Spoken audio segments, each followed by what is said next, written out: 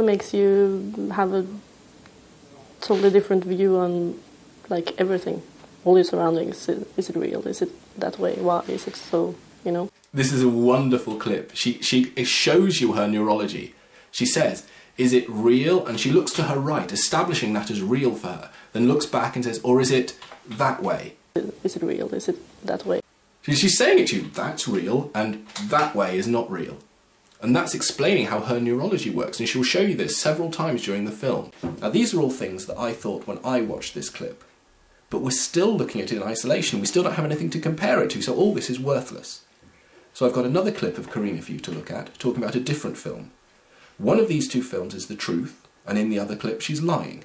So have a look at the second clip, and see what you think when you've got something to compare it to. I really like the movie The Last Airbender.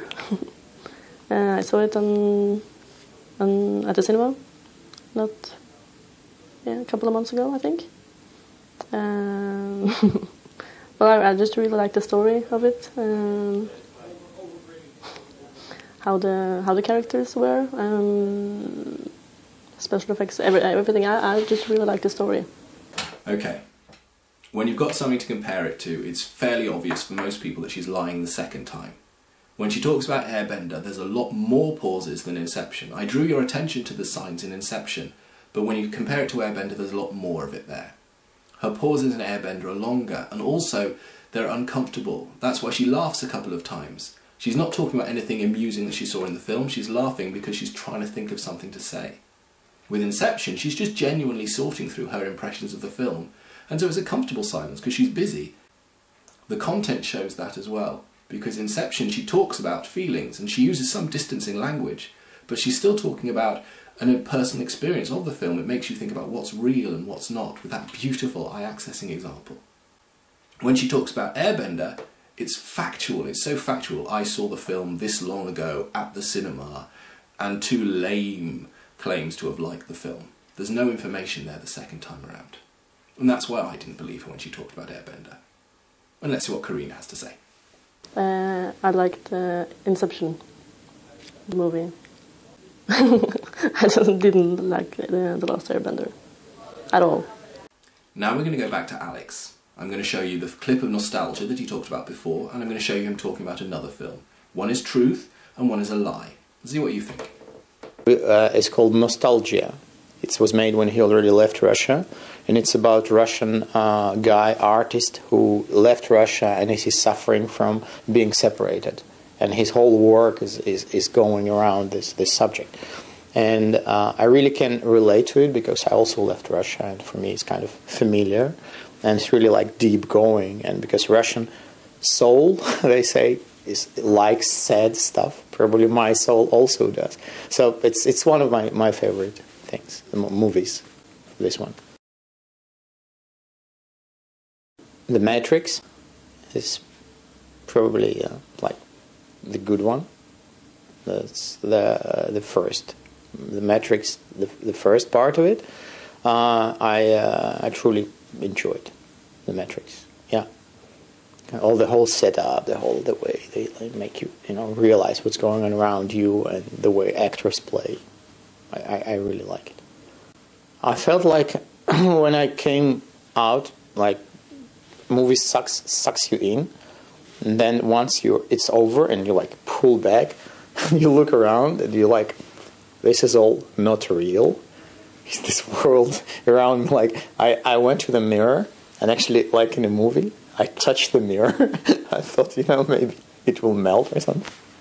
Yeah, pretty impressive. Yeah.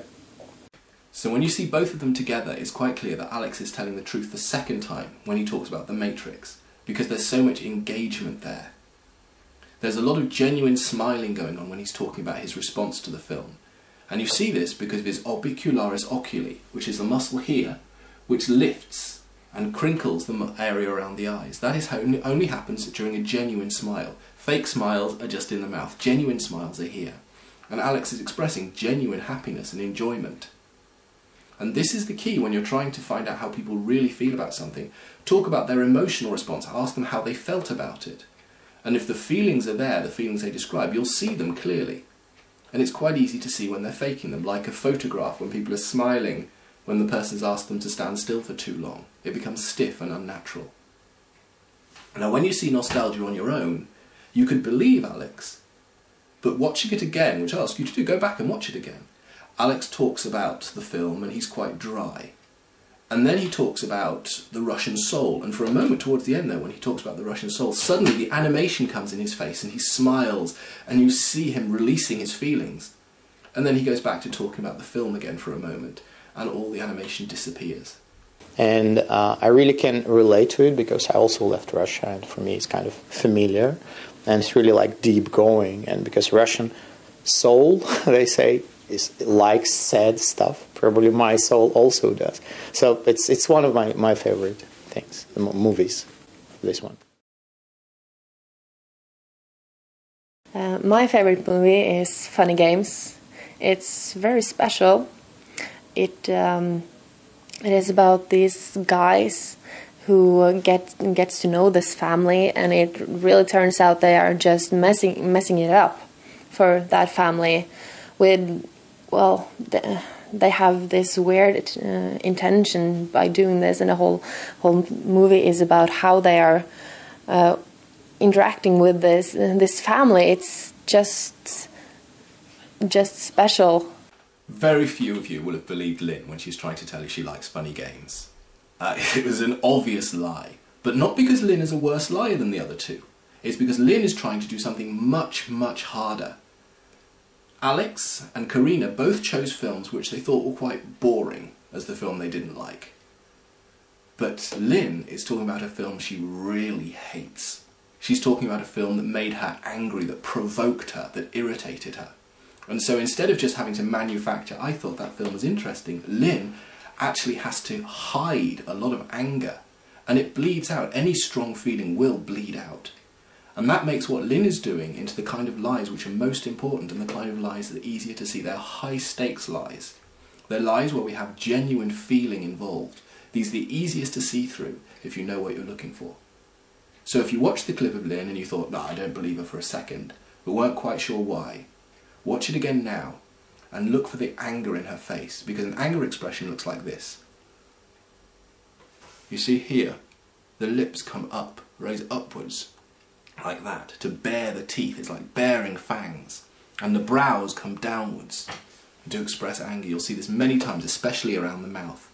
Watch it. When she talks about these guys and how they mess things up, ooh, she's angry. It is about these guys who gets to know this family, and it really turns out they are just messing it up. What gave Lynn away is the thing that gives away any high-stakes lie. When you have a strong feeling, a strong emotion, there is an automatic connection to the facial muscles. It's an automatic response. Our face reflects our emotional state, and the best we can do is to try and shrink that down. And there's two ways that our expressions are shrunk down. First is in time. We shrink them down into what is called a microexpression. A microexpression lasts for a 26th of a second. 1/26th of a second. It's a flash, a very, very brief flash, but you can learn to see them. The second way we shrink it down is as a subtle expression, which tend to be a little bit longer than microexpressions, but not that much. And they're shrunk down also in space to one small part of the face. So instead of a full expression of anger, it would just be one tiny little part of the face moving, and probably smaller than that. So when you look at somebody carefully when you're talking to them, ask questions about their emotional state, because it's the emotions that will give it away. When Alex was telling the truth, it was when he talked about his feelings for the Matrix. When we saw when Lynn was lying, it was when she tried to hide her feelings for those two guys in Funny Games. And when we saw the truth of Karina, it was when she was talking about her feelings. It was when she had feelings talking about Inception, and when there was nothing there talking about Airbender. So it's emotions that give people away. It's emotions that are the key.